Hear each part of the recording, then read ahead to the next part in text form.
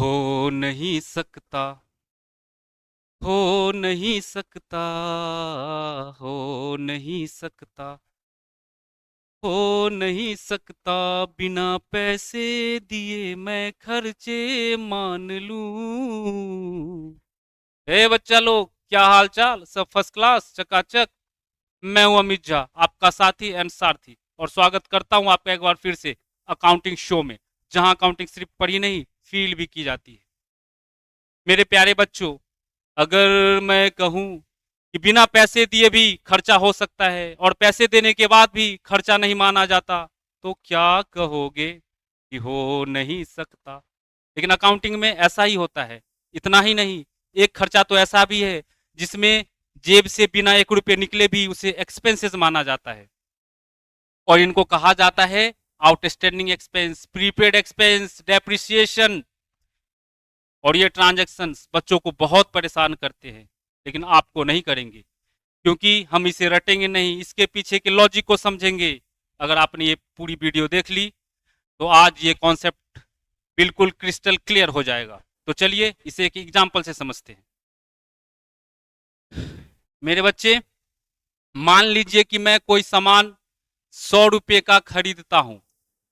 कोई सामान 100 रुपये का खरीद के लाता हूं और उसे लाने के 10 रुपये भाड़ा का चुकाता हूं, कैरेज।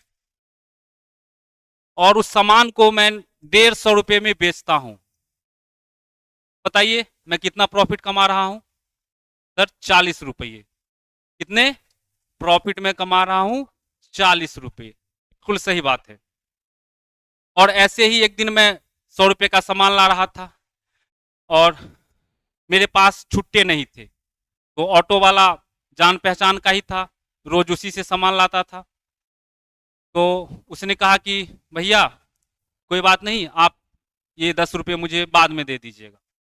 तो उस दिन मैंने भाड़ा नहीं दिया। तो अब बताइए मैंने कितना कमाया? 40 रुपये या 50 रुपये? कितना कमाया? 40 या 50? कितना? 50 है? 50 कैसे? अरे आज मैंने भाड़ा नहीं दिया तो क्या मेरा खर्चा नहीं हुआ? बाद में देना नहीं पड़ेगा क्या? भाई अकाउंटिंग कहता है कि खर्चा उस पीरियड में दिखाइए जिसमें लाभ उठा रहे हैं। अपना जो अकाउंटिंग है वो एक्रूअल बेस पे काम करता है, यानी अगर पेमेंट ड्यू हो गया, अगर पेमेंट ड्यू हो गया है तो उसे खर्चा में दिखाइए, एक्सपेंसेस बुक कीजिए, चाहे आपने पेमेंट किया है या नहीं किया है। मैंने 10 रुपये आज का भाड़ा नहीं दिया, फिर भी मैं खर्चा तो लिखूंगा ना, मेरा खर्चा तो हुआ ना। ठीक है? तो अगर मैं इसकी एंट्री करूं तो क्या लिखूंगा? तो मैंने भाड़ा दिया है, मैं खर्चा तो बुक करूंगा ना, तो भाड़े का इंग्लिश होता है कैरेज। और कैरेज हमारा एक्सपेंसेज है, बढ़ा है, देंगे 10 रुपया। ठीक है, कैरेज अकाउंट डेबिट कर देंगे। अगर मैं कैश दे दिया होता, पेमेंट कर दिया होता, तो मैं कैश अकाउंट को क्रेडिट करता, लेकिन पैसे हमने दिए नहीं, यानी बकाया रह गया। और बकाये को इंग्लिश में कहते हैं आउटस्टैंडिंग। क्या कहते हैं? आउटस्टैंडिंग। और ये आउटस्टैंडिंग कैरेज हमारे लिए क्या है? लायबिलिटी। हमने पैसे दिए नहीं है, बाद में देना पड़ेगा। और लायबिलिटी बढ़ता है तो है 10 रुपये से। समझ गए हैं क्या? Carriage account debit to outstanding carriage account. चलिए इसको ट्रांजैक्शन के थ्रू समझते हैं। आपका क्वेश्चन कैसे रहेगा? रेंट आउटस्टैंडिंग 6,000, यानी कि अदत्त किराया, अदत्त बकाया, बकाया रेंट कितना है? 6,000। 6,000 का किराया हमने चुकाया नहीं है। तो अब समझ गए आप क्या होगा अकाउंट इन्वॉल्व? भाई किराया नहीं दिया है लेकिन खर्चा तो लिखना पड़ेगा ना, खर्चा हमें लिखना पड़ेगा, तो रेंट लिख देंगे। और दूसरा अकाउंट कौन सा हो जाएगा? आउटस्टैंडिंग, आउटस्टैंडिंग रेंट कर लीजिए आप। जो भी खर्चा रहेगा रिलेटेड एक्सपेंस उसका नाम लिख देते हैं हम, तो क्या हो जाएगा? Outstanding rent. और रेंट का नेचर क्या है? ये एक्सपेंसेस होता है। और आउटस्टैंडिंग रेंट क्या है? लायबिलिटी। और खर्चा भी बढ़ा और कर्जा भी बढ़ा। अब रूल लगा देंगे। रूल क्या कहता है कि एक्सपेंसेस बढ़े तो डेबिट, लायबिलिटी बढ़े तो क्रेडिट कीजिए। तो एंट्री कर देंगे rent account debit to outstanding rent. Outstanding को हम शॉर्ट में ऐसे ही लिखते हैं ओएस। आउटस्टैंडिंग रेंट अकाउंट कितने, 6,000 और 6,000। क्लियर है क्या, समझ गए हैं आप? पहला ट्रांजैक्शन समझ गए हैं ना? तो आइए फिर से एक एग्जांपल लेते हैं। अब मामले को थोड़ा उल्टा करके देखते हैं। अब क्या मामला हुआ कि ऐसे ही मैं एक दिन सामान ला रहा था 100 रुपये का, और जब भाड़ा देने की बारी आई तो मेरे पास 20 के नोट थे। आज ऑटो वाले के पास चेंज नहीं था, छुट्टे नहीं थे, तो मैंने उसे 20 रुपये दिए तो उसने कहा कि भैया छुट्टे तो नहीं है, ऐसा करते हैं आज के 10 रुपये हो गए और 10 रुपये जो बच गए वो मैं बाद में कभी एडजस्ट कर दूंगा। तो मैं 20 रुपया भाड़ा दे करके चला आया। तो बताइए आज मैंने कितना कमाया? 100 रुपये का माल खरीदा और 20 रुपया मैंने भाड़ा दे दिया, तो कितना कमाया? 30 या 40? अरे 40 कमाया ना। भाड़ा का मेरा कितना खर्चा होगा? 10 ही रुपया होगा ना। दे दिया है मैंने 20 रुपया, तो वो जो 10 रुपया मैंने एक्स्ट्रा दिया उसका फायदा तो मुझे बाद में मिल जाएगा ना, वो बाद में एडजस्ट कर देगा, है कि नहीं? तो अकाउंटिंग फिर से वही कहता है कि अगर आप इनकम, कमाई जिस पीरियड का निकाल रहे हैं, कमाई जिस पीरियड का निकाल रहे हैं, खर्चा भी उसी पीरियड का दिखाइए, उसके अगला या पिछले पीरियड का नहीं। हम परसों का खर्चा आज नहीं दिखा सकते, आज का खर्चा आज ही दिखाएंगे, ठीक है कि नहीं? तो हम एंट्री क्या कर देंगे इसके लिए? एंट्री क्या करेंगे? तो हमने क्या किया, पहले 20 रुपया भाड़ा का दे दिया। तो भाड़ा का दिया तो भाई कैरेज लिख देंगे, भाड़ा दिया है ना, तो कैरेज एक्सपेंसेस होता है, बढ़ा है तो डेबिट कर देंगे, carriage account debit to cash assets है, एसेट्स कम हुआ तो क्रेडिट कर देंगे, एंट्री कर देंगे carriage account debit to cash account. और हमने पैसा कितना दिया, कितना दिया पैसा? हमने दिया 20 रुपये, तो 20 रुपया ही लिखेंगे ना, 20 रुपया भाड़े के नाम से दे दिए तो 20 रुपया ही लिखेंगे, कोई दिक्कत नहीं है इसमें। हमने तो सही कर दिया, लेकिन हमसे गलती हो गई ना। अगर हमने कैरेज को 20 रुपया से डेबिट कर दिया है तो 20 रुपया एक्सपेंसेस दिखेगा, और क्या सच में 20 रुपया मेरा खर्चा है? नहीं ना, आज का खर्चा तो 10 ही रुपया है ना। तो अब मुझे कैरेज को कम करना पड़ेगा, 10 रुपया से कम करना पड़ेगा। कैरेज अकाउंट को मुझे कम करना पड़ेगा, कम करना पड़ेगा, यानी कि क्रेडिट करना पड़ेगा। कितने से? 10 रुपये से। उस दिन हमने 20 रुपया से प्लस किया था, अब हम 10 रुपया से इसको कम कर देंगे, टू कैरेज अकाउंट कर देंगे। डेबिट क्या करेंगे? डेबिट क्या करेंगे? तो एक नया अकाउंट ओपन करेंगे जिसको हम बोलेंगे प्रीपेड। क्या बोलेंगे? प्रीपेड कैरेज अकाउंट, डेबिट कर देंगे इसको। प्रीपेड का क्या मतलब है? प्री मतलब पहले, पेड मतलब पे कर दिया। हमने पहले पे कर दिया, खर्चा होने से पहले पे कर दिया, एडवांस में दे दिया। और ये हमारे लिए क्या है? ये हमारे लिए है एसेट्स, क्योंकि इसका बेनिफिट मुझे बाद में मिलेगा, अभी हमने इसका बेनिफिट उठाया नहीं है। और एसेट्स बढ़ता है तो डेबिट कर देते हैं। एंट्री क्या कर देंगे? Prepaid carriage account debit to carriage account 10 रुपया। ठीक हो गया कि नहीं? और ये मेरे बच्चे एडजस्टमेंट एंट्री है। हमने जो 20 रुपये डेबिट कर दिए थे उसको हम अब एडजस्ट कर रहे हैं, और आपको यही एंट्री पास करना होता है। क्वेश्चन कैसे रहेगा देख लीजिए। ये हमारा ट्रांजैक्शन है, प्रीपेड सैलरी 7,000। 7,000 हमने सैलरी प्रीपेड कर दिया, हिंदी में इसको बोलते हैं पूर्व दत्त व्यय, पहले दे देना। तो अब समझ गए हैं क्या हो जाएगी एंट्री? अकाउंट इन्वॉल्व क्या हो जाएगा? एक हो जाएगा प्रीपेड। हमें एडजस्टमेंट वाला एंट्री ही करना है, पहला वाला नहीं। प्रीपेड सैलरी और सैलरी अकाउंट इन्वॉल्व हो जाएगा। प्रीपेड सैलरी का क्या नेचर है? ये एसेट्स है। सैलरी क्या है जानते हैं आप? एक्सपेंसेस होता है ये।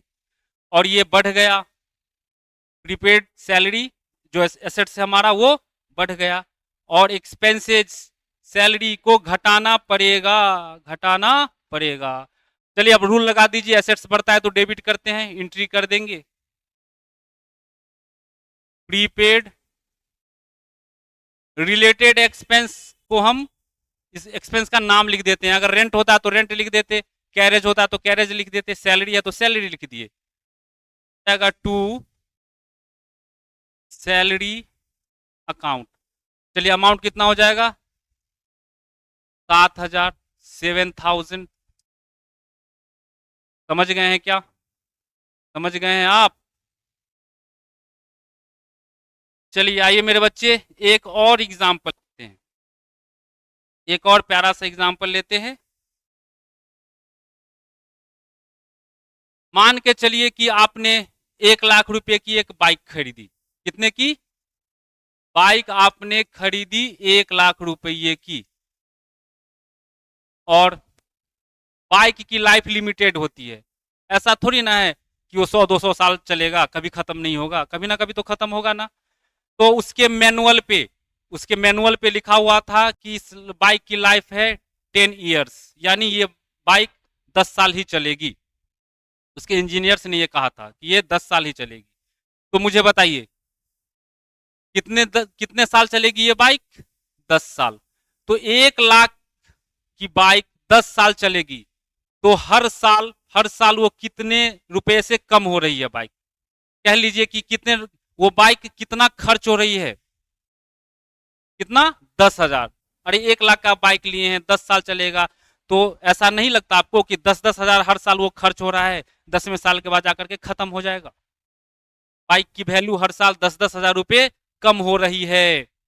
और ये जो बाइक की वैल्यू जो कम हो रही है, ये बाइक जो हर साल 10-10 हजार खर्च हो रहा है, उस खर्च को हम बोलते हैं डेप्रिसिएशन। क्या बोलते हैं? डेप्रिसिएशन। एसेट्स के मूल्य में जो कमी आती है उसको हम बोलते हैं डेप्रिसिएशन। और ये खर्चा है, एक्सपेंसेस है। और ये कैसा खर्चा है? क्या हमने इसके लिए किसी को पैसे देने हैं? नहीं। तो इस खर्चे को हम बोलते हैं नॉन कैश एक्सपेंस। इसमें किसी को पैसा देना नहीं होता है, फिर भी एसेट्स की वैल्यू कम होती चली जाती है। ठीक है कि नहीं? तो डेप्रिसिएशन हो गया हमारा एक्सपेंसेस। और अगर मैं परसेंटेज में बात करूं कि ये बाइक हर साल कितने परसेंट से कम हो रही है, कितना परसेंट हमारा डेप्रिसिएशन के नाम से खर्च हो रहा है, तो 1 लाख की बाइक 10 साल चलेगी तो 10-10 हजार हर साल हो रही है खर्च, तो इसका मतलब 10%। कितने परसेंट से? 10% से ये बाइक डेप्रिसिएट हो रही है। और अगर हम एंट्री करें तो एक तो डेप्रिसिएशन अकाउंट हो जाएगा, दूसरा कौन सा हो जाएगा? Bike account. और बाइक एसेट्स होता है, ये बढ़ेगा। डेप्रिसिएशन एक्सपेंसेस होता है, ये बढ़ेगा। तो हम डेप्रिसिएशन को डेबिट कर देंगे और बाइक को क्रेडिट कर देंगे। अमाउंट कितना होगा? 10,000 और 10,000। ठीक है कि नहीं? समझ गए हैं क्या? फिलहाल आप इतना ही समझिए। और आपके क्लास 11th के सिलेबस में ये शानदार सा चैप्टर, पूरा चैप्टर है हमें पढ़ने को, तो हम डिटेल में पढ़ेंगे, कोई दिक्कत है नहीं। अभी इतने से काम चलाइए। आप आ जाइए, क्या लिखा हुआ है? तीसरा transaction, charge depreciation at the rate 10% per annum on machinery costing 1 lakh. 1 lakh रुपए लागत वाली मशीन के ऊपर हमें 10% पर एनम के हिसाब से डेप्रिसिएशन चार्ज करना है, डेप्रिसिएशन लगाना है। अकाउंट इन्वॉल्व क्या हो जाएगा? क्या लेन देन हुआ? अरे भाई लेन देन का क्या मतलब होता है? लेन देन का मतलब कि ट्रांजैक्शन में कम से कम 2 अकाउंट के बैलेंस चेंज होते हैं, बदलते हैं। तो एसेट्स मशीनरी का बैलेंस अब कम हो गया, उसका वैल्यू कम हो गया, और एक नया खर्चा उभर के आया हमारे सामने जिसको बोलते हैं डेप्रिसिएशन। तो अकाउंट इन्वॉल्व क्या हो जाएगा तीसरे नंबर पे? डेप्रिसिएशन और मशीनरी। होगा कि नहीं? डेप्रिसिएशन क्या है? एक्सपेंसेस। और मशीनरी है एसेट्स। डेप्रिसिएशन बढ़ गया और मशीन का मूल्य 10,000 से कम हो गया। एक्सपेंसेस बढ़ता है तो डेबिट करते हैं, एंट्री कर देंगे depreciation account debit to machinery account. कितना? 10,000 होगा। 10,000 डेप्रिसिएशन हमने काट लिया, तो अब मशीन का वैल्यू 90,000 बचेगा। आप समझ गए हैं? आई होप कि आप समझ गए होंगे। आज हमने क्या सीखा? तो आउटस्टैंडिंग हमें सिखाता है कि बिना पैसे दिए भी खर्चा हो सकता है। प्रीपेड हमें सिखाता है कि पैसे देने के बाद भी खर्चा नहीं माना जाता, और डेप्रिसिएशन हमें सिखाता है कि जेब से 1 रुपया नहीं निकला फिर भी उसे हम खर्चा मान लेते हैं। ठीक है कि नहीं? और ये सारे एडजस्टमेंट एंट्री कहलाते हैं, हमने एडजस्ट किया इसको। ओके मेरे बच्चे, आज के लिए बस इतना ही। अच्छा लगा अच्छा तो दबा दीजिए ना लाइक सब्सक्राइब शेयर बटन। और कोई डाउट हो, कोई कंफ्यूजन हो, कोई सजेशन हो तो कमेंट बॉक्स इसी के लिए तो बना है। तो चलिए फिर मिलते हैं जर्नल एंट्री के नेक्स्ट एपिसोड में एडवांस ट्रांजैक्शंस के साथ। तब तक के लिए मुझे इजाजत दीजिए। जय हो, शुभ हो, मंगल हो। Thank you so much.